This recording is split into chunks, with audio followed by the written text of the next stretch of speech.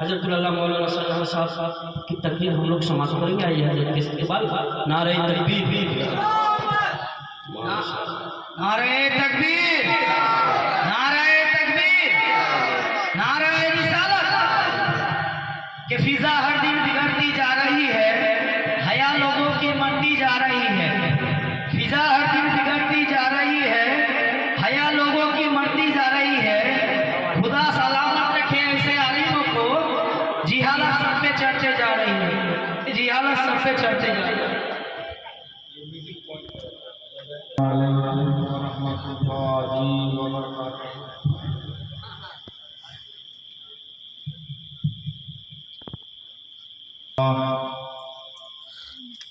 अम्मा बअदु फ़अऊज़ु बिल्लाहि मिनश शैतानिर रजीम। बिस्मिल्लाहिर रहमानिर रहीम।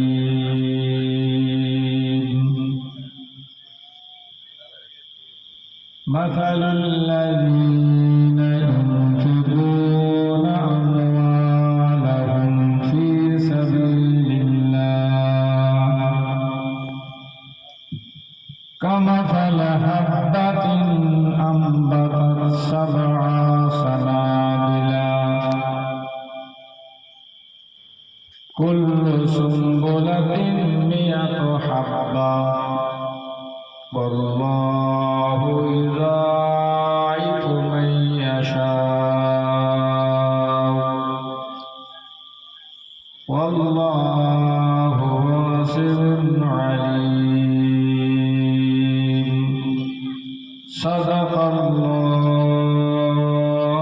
सदक़ल्लाहुल अज़ीम। अल्लाहुम्मा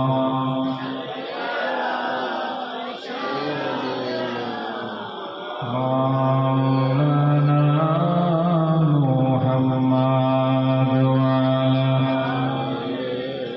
सय्यिदिना। ওরে আসগার থাকরে খিমায় জসনার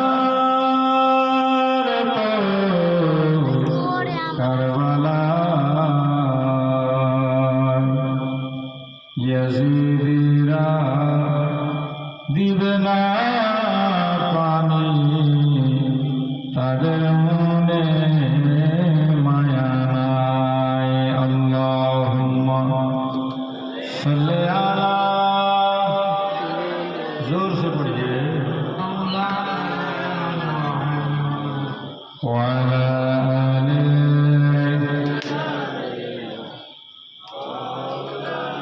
इश्क़ अहमद अज़ल ही से सीने में है,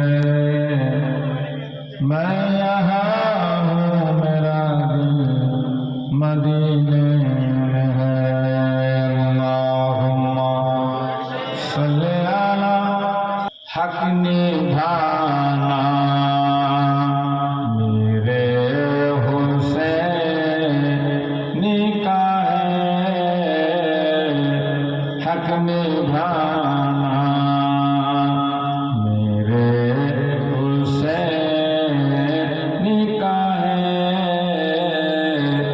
हक निभाना मेरे हुसैन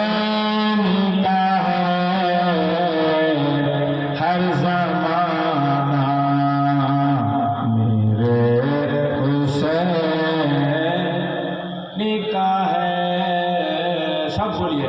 हर ज़माना मेरे निकाह है, हक निभाना मेरे। हुसैन के दीवाने यूपी साइड में जैसे ही मुहर्रम का चांद निकलेगा अपने घर में लोग झंडा लगा लेते हैं इमाम हुसैन का। मोहब्बत है, लोग लगाते हैं, लगा सकते हैं आप भी झंडा, नो प्रॉब्लम। तो शायद लिखता है, सुनिए। मेरे घर में लगे हैं जब से आलम, आलम माने झंडा। मेरे घर में लगे हैं जब से आलम, आना जाना मेरे हुसैन का है। जोर से आना जाना मेरे, आना जाना मेरे हुसैन का है, हर ज़माना मेरे निकाह है। तुम जिसे आसमां समझते हो, तुम जिसे आसमां समझते हो, शामियाना मेरे निकाह है, शामियाना निकाह है। नबी फरमाते हैं जब तक मेरी आल है तब तक दुनिया है। क्या समझे? नबी फरमाते हैं जब तक मेरा खानदान है तब तक दुनिया है। तो हम लोग दुनिया में किसके लिए बच के हैं? नबी की आल के लिए। वही नबी का आल आने वाला है, सोचिए। हाँ, इमाम हुसैन के बागीचे का एक महत्वपूर्ण आले रसूल हमारे बीच में आने वाले हैं। ये कौन लोग हैं? सुनिए अगला शेर में। जिसके सदके में बख्श जाएंगे, एक बार सुभान अल्लाह। जिसके सदके में बख्श जाएंगे, जिसके सदके में बख्श जाएंगे, ओ घराना मेरे निकाह है, ओ घराना मेरे, हर ज़माना मेरे। ये जो काबा है तुम न समझोगे, ये जो काबा है तुम न समझोगे, घर पुराना मेरे निकाह है। जीवनी में आप लोगों को सुनाया हूँ, हुसैन के बाप पैदा हुए थे काबा में। अली पैदा हुए थे कहाँ? हाँ, घर पुराना मेरे, घर पुराना मेरे। देने वाली है ज़ात अल्लाह की, देने वाली है ज़ात अल्लाह की,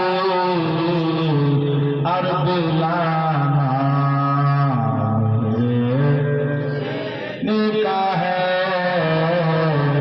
अरबिलाना मेरे।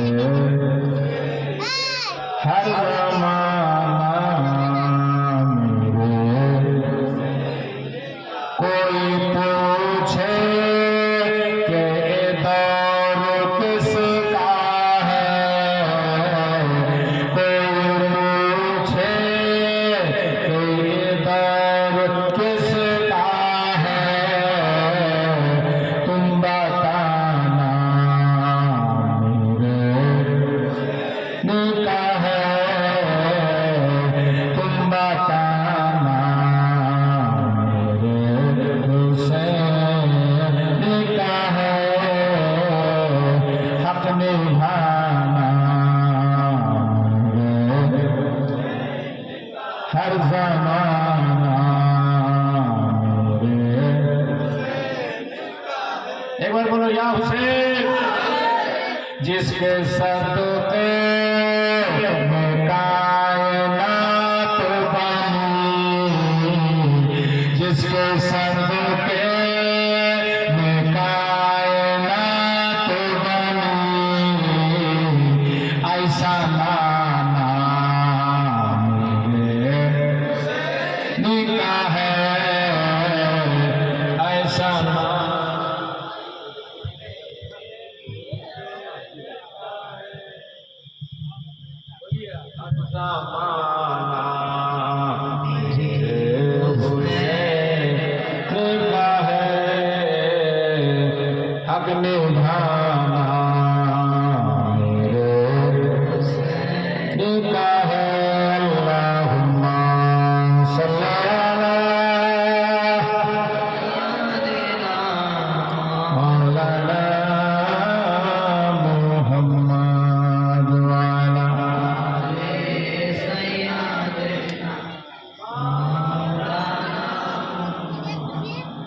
বাবাজি ভাইরা মা বোনেরা, আমি যে আয়াতটা পড়েছি আল্লাহ পাক পবিত্র কোরআনে 1400 বছর আগে নবী মুস্তাফার উপরে এই আয়াত নাযিল করে দুনিয়াওয়ালাকে কি বলছেন? আল্লাহ বলছেন মাসালুল্লাযীনা ইউনফিকুনা আমওয়ালাহুম ফি সাবিলিল্লাহ। एग्जाम्पल দিচ্ছেন আল্লাহ उन लोगों की मिसाल, তাদের উদাহরণ দৃষ্টান্ত যারা আল্লাহর রাহে নিজের মাল খরচা করে। মাসালে হাব্বাতিন আম্বাতাত সাবআ সানাবিলা কুল্লু সুনবুলাতিন মিয়াতু হাব্বা। আল্লাহ বলেন বান্দা যারা আমার রাস্তাতে খরচ করে তাদের উদাহরণ, তাদের এক্সাম্পলটা এরকম যেমন একটা দানা মাটিতে গেড়ে দিলে 7টা শীষ বের হয়, আর প্রত্যেকটা শীষে 100টা করে দানা হয়। তাহলে লোকটা গেড়েছিল মাটিতে একটা দানা, পেল 700 দানা। আমি আল্লাহ আমার রাহে যদি কেউ 1 টাকা দান করে রে বান্দা, আমি তাদেরকে 700 গুণ দান করি। জোরে বলুন সুবহানাল্লাহ। আল্লাহু ইউযাইফু মান ইয়াশা। আল্লাহ বলেন বান্দা 700তেই শেষ নয়, আমি যাকে পছন্দ করি তাকে আরো বেশি বেশি দান করি। তাহলে বলিए खुदा की राह में जो दान करेंगे, मस्जिद में जो देंगे, खुदा के घर में देंगे तो लाभ है कि लॉस? जो से मुझे लाभ है कि लॉस? लेकिन बहुत लोग चालाकी करके घर में बैठा है कि ना जाएंगे ना देंगे। तो देखिए हर काम में चालाकी अच्छी नहीं है। नेकी के काम में भी आप चालाकी करोगे तो जहाँ का वहीं रह जाओगे। एक आदमी चालाकी किया था, बंगाली बहुत चालाक होता है ना, मालदा से फरक्का एक्सप्रेस पकड़ा जाएगा दिल्ली, तो जनरल बॉगी में उठा, टिकट नहीं था, तो देखा एकदम बॉगी में खचाखच आदमी गेट तक भरा हुआ है। तो चालाकी क्या किया, उठ नहीं पाया, तो जैसे ट्रेन छूटने जा रही थी उसने कहा साफ साफ साफ अच्छे साफ, ये बॉगी में साफ। अब जैसे ही साफ सुना, अब कोई बॉगी में रहेगा? जो से बोले रहेगा, सब फूटते गिर गया नीचे, पूरा बोगी फाका, तू चढ़ गया। चढ़ने के बाद ऊपर जाके आराम से एकदम लंबा चादर फैला करके सो गया। अब कहा कि मेरी चालाकी काम आ गई, अब कोई नहीं चढ़ रहा है, वो अकेला जाके सो गया। तो सोचा कि ट्रेन तो छोड़ ही देगा, हम तो दिल्ली अब आराम से पहुंच ही जाएंगे, ऊपर तो सीट मिल गई है। लेकिन जैसे ही सांप का शोर मचा तो चारों तरफ से जीआरपी जितने डिपार्टमेंट के लोग आकर आधा घंटा लेट हो गई ट्रेन खुलने में, सांप की वजह से लोगों ने फैसला किया कि जब इस डिब्बा में सांप किसी ने देखा है तो कहीं हो सकता है वो सांप छुप गया हो और आदमी अगर चढ़ेगा तो फिर कहीं ना कहीं वो नुकसान पहुंचाएगा। तो ऐसा करो, ये डिब्बा तो पीछे ही रहता है जनरल बोगी, इसको काट के अलग कर दो और ट्रेन को चला दो। तो ट्रेन बोगी काट के अलग कर दी और ट्रेन चली गई। ये बंगाली आराम से सो रहा था। जब सुबह हुई तो सुबह जब स्टेशन में लोग पूछते हैं चाय लो, गरम चाय, कोई कहता रोटी, कोई कहता पराठा, कोई कहता कुछ, कोई कहता कुछ। तब इसकी नींद खुली तो ये बाहर झाँक के उसे जलना से खिड़की से ऊपर तो ज्यादा दिखाई नहीं देता है, तो खिड़की से ऐसे ही गर्दन बाहर करके पूछे है कि भैया ट्रेन कहाँ पहुंची है? पटना, न दानापुर, न मुगल सरा, कहाँ पहुंची है? तो पूड़ी वाला, सूड़ी वाला, सब चाय वाला कहे है कि ट्रेन कहाँ पहुंची है? ट्रेन मालदा ही में है, तुम जिस बोगी में है वो मालदा ही में है। तो कहाँ ऐसा है? कहाँ? उतर के देखा तो बोला काहे को इसको छोड़ दिया? तो बोला इसमें मेरे सांप निकला है, सांप खावे, यही लिए फैसला किया और इसको रख दिया। देखिए ज्यादा चालाकी हर जगह काम नहीं देती है। चालाकी किया तो वो वही का वही रहेगा, है कि नहीं? तो जो चालाकी करके घर में रहेगा कि ना जलसा में जाएंगे ना पैसा देंगे, तो वही का वही रह जाएगा। अल्लाह फरमाता है जो मेरी राह में एक दाना फेंकेगा, हम खुदा उस एक दाने की तरह जिसमें 7 शीश निकलता है और हर शीश में 100 दाने होते हैं, तो एक दाना से जैसे 700 दाना मिलता है, मगर मैं अल्लाह जिसको देना चाहता हूँ उसको उससे भी ज्यादा दे देता हूँ। कहिए सुभान अल्लाह। तो मस्जिद में दान करना चाहिए कि नहीं? कम कम ना बेसी बेसी, बोलिए। और दान करना भी ये सबके बस की बात नहीं है, सबाई दान करते पारे ना।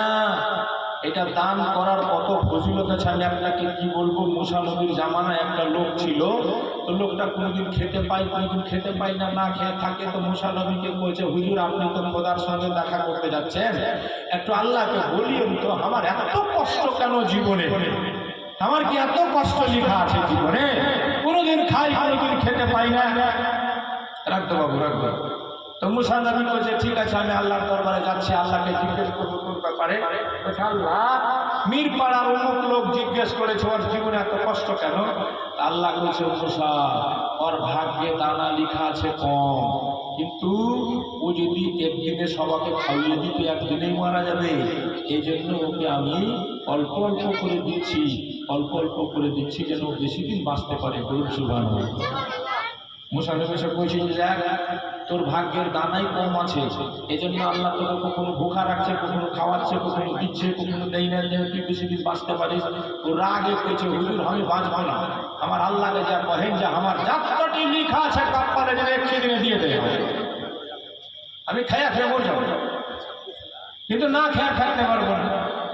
মুসা যা কইছে মাবুদ তোমার বান্দা তার ভাগ্যের রোজি একদিনে চায়, আল্লাহ বলছে আমার দিতে কোনো আপত্তি নেই। যেমনি আল্লাহ তার ভাগ্যের দানা যা কিছু লেখা ছিল, ধরেন 1 মণ লেখা ছিল, ওটি অল্প অল্প অল্প করে আল্লাহকে দিচ্ছিল।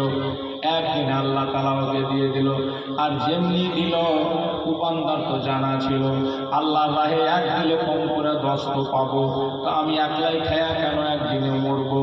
তখন করলো কি গোটা এলাকাতে গরিব মানুষদেরকে খবর দিয়ে দিল যাদের বাড়িতে খানা নাই দানা নাই খেতে পাও না, আমার বাড়িতে সবাই চলে এসো, বেদাম রান্না করো আর খেতে থাকো তোমরা।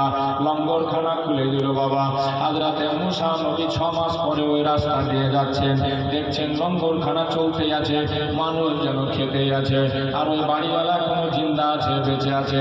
1 বছর পরে আসলেন, দেখছেন একই অবস্থা, লঙ্গরখানা চালু আছে, লোককে লোকটা খাওয়াতে আছে, আর এখন পর্যন্ত সে বেঁচে আছে।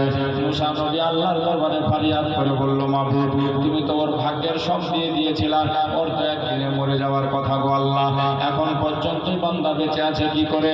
আল্লাহ পাক বলেছেন মুসা আমার ওয়াদা আছে যারা একটা খরচ করবে আমি তাকে 10 10 গুণ বেশি দিব। এই জন্য ও খরচ করতে আছে, ও খাওয়াতে আছে, ওর রুজি শেষ হয় না বলে মরে না। আমি আল্লাহ 10 গুণ দুনিয়াতে আর ফের 90 গুণ দিব কাল কিয়ামতে। বলুন সুবহানাল্লাহ। তাহলে দান করলে লাভ না লস? কিন্তু কিছু লোক এত বকিল হয় বাবা। একটা বাদশাহ ছিল, আর বাদশারা হয় দানশীল। দান করাটা কিন্তু বাদশাহী সিফাত। যার ভিতরে বাপ দাদার যার দান করেছে তারাই দান করতে পারবে, সবাই দান করতে পারবে না। বাদশারা ছিল দানশীল, বাদশাহ ছিল দানশীল। বাদশাহ দান করা অভ্যাস, দান করছে দান করছে। একদিন একটা মাছুয়া মাছ মেরে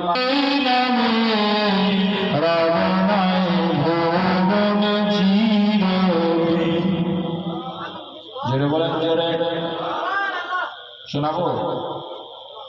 খালি ফিরিতে সব শুনলে হবে? সারা রাত শোনাতে পারবো আলহামদুলিল্লাহ। তাই 7 ঘন্টা অব্দি মাইকে বলনেওয়ালা লোক আমি। 30 বছর হয়ে গেল আমার মাইকের সামনে কথা বলা। জালসার জীবনী করি শুধু 7 ঘন্টা ঘড়ি দেখে বলেছে। তবে আজকে 7 ঘন্টা বলবো না, একটু পরে হুজুর চলে আসছে।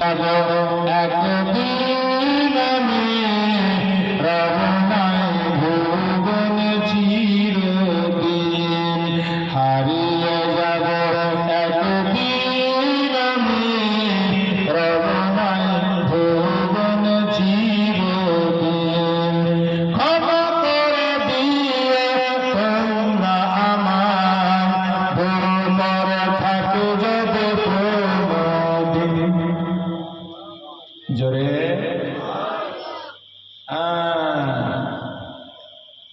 বাস বাগানে বা গোরস্থানে হয়তো দিবে মোর কবর। কথা ঠিক না ভুল? আপনা জানে যে যত পেরেছি বাড়ি ঘর সবাই করেছি বাবা। কেউ টাইলস, কেউ মার্বেল, কেউ আরো ভালো ভালো, কেউ ফল সিলিং, কেউ এসি লাগিয়ে, কেউ কত কি। কিন্তু কাউকে বসে বাড়িতে রাখা ঠিকানা কি হবে? তাহলে কি করছেন এই দুনিয়াতে? কেন এত ব্যস্ত? আসল ঘরকে সাজান। সেই ঘরটার নাম হলো কবরস্থান। আল্লাহ নবী সহিহ হাদিসে বলেন, ইন্নাল কবরা আউয়ালু মানজিলিন মিন মানাজিলিল আখিরাহ, ফামান ইয়ানজু মিনহু ফামা বাদাহু আইসারু মিন, ওয়া লাম ইয়ানজু মিনহু ফামা বাদাহু আশাদ্দু মিন। জোরে বলুন সুবহানাল্লাহ। আল্লাহ নবী বলেন, মানুষের মরার পর সবচেয়ে কঠিন জায়গা হলো কবর। এই কবর থেকে যারা পরিত্রাণ পেয়ে যাবে, হাসর নাসর পুলসেরাত মিজান সব তার জন্য সহজ হয়ে যাবে। আর কবরের হাত থেকে যারা পরিত্রাণ পাবে না, তার জন্য সব কঠিন হয়ে যাবে। কবরটাকে সাজা, কবরটাকে কোথায় রাখা হবে আপনাকে? বাস বাগানে বা গোরস্থানে হয়তো দিবে মোর কবর।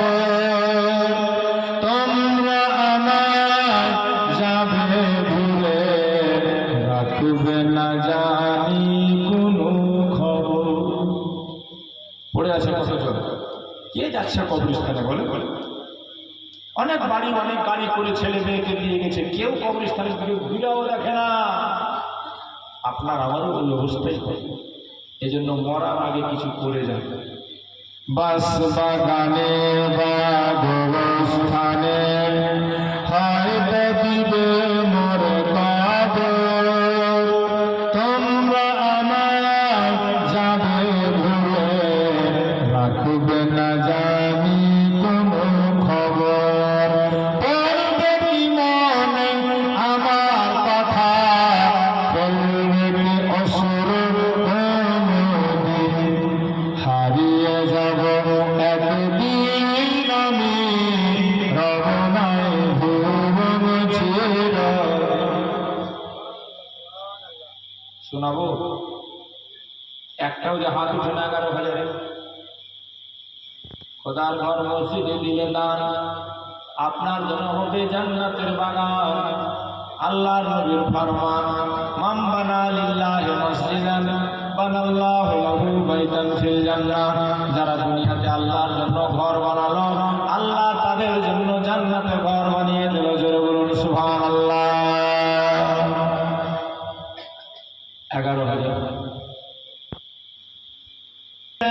ঝাড়ের বাস কে বলিবে সর্বনাশ,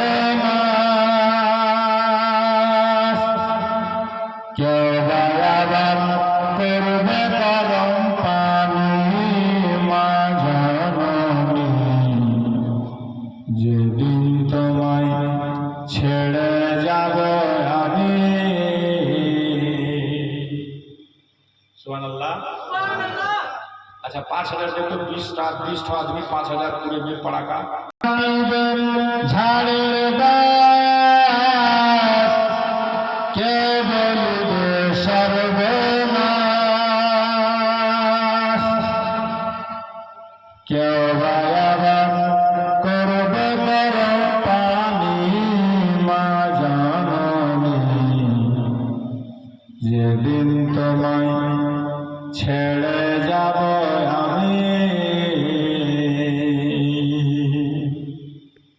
যেদিন আমি থাকব না মা বলে আর ডাকব না, আমার জন্য দোয়া করো মা গো তুমি। জোরে সুবহানাল্লাহ।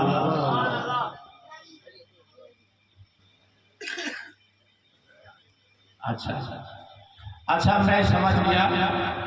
अगर 5000 भारी हुए है तो 2000 रुपया 2000 रुपया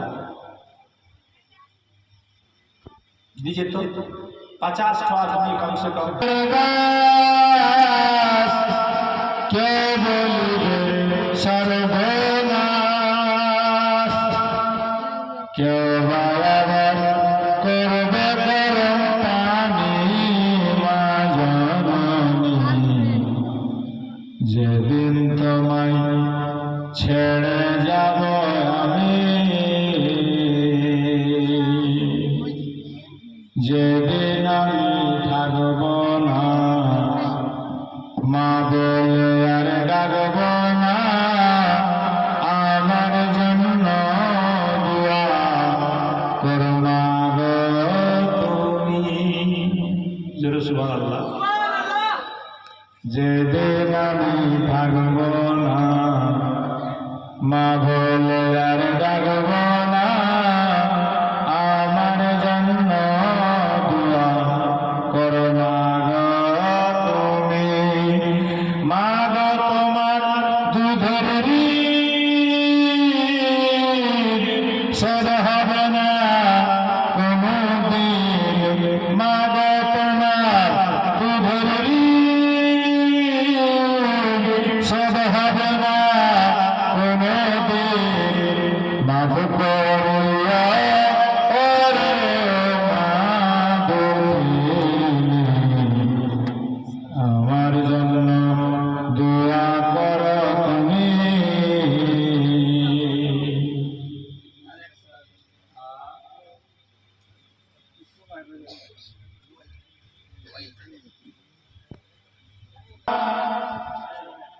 এক টাকা দিবি তুই আমার রাহে তোর দান করা, মাসালুল্লাযিনা ইউনফিকুনা আমওয়ালাহুম ফি সাবিলিল্লাহি কামাসালি হাব্বাতিন আম্বাতাত সাবআ সানাবিলা কুল্লু সুম্বুলাতিন মিয়াতু হাব্বা। আল্লাহ বলেন বান্দা আমার রাহে দানশীল দানকারী যারা তাদের উদাহরণ একটা দানা মাটিতে গাড়লে 7টা শীষ বের হয়, এক একটা শীষে 100টা করে দানা হয়, একটা দানাতে 700 দানা হয়। আমি আল্লাহ দানশীলকে আল্লাহ এর চাইতেও বাড়িয়ে দিই আমি আল্লাহ যাকে চাই। বলুন সুবহানাল্লাহ। मीर बिलाल अली 1100। अब मोटा मोटा आदमी सब कहाँ है हो? रूहुल भैया कहाँ है? बानू भैया कहाँ है? हैं? ये लोग अगर दूर दूर रहेगा तो कैसे होगा हो? ऐसे ऐसे लोगों को एक साथ में रहना चाहिए, जलसा में सहयोगिता करना चाहिए। अजब हाल है, अजब तमाशा है आप लोगों का। ना मुझको इस बार लेकिन अच्छा नहीं लगा। इससे पहले हम जब भी जलसा किए मीर पड़ा में मन भर गया मेरा, लेकिन एक बार देख के हमको अच्छा नहीं लगा, मने टूट गया मेरा। आदमी को कम से कम आके बैठना चाहिए ना भाई।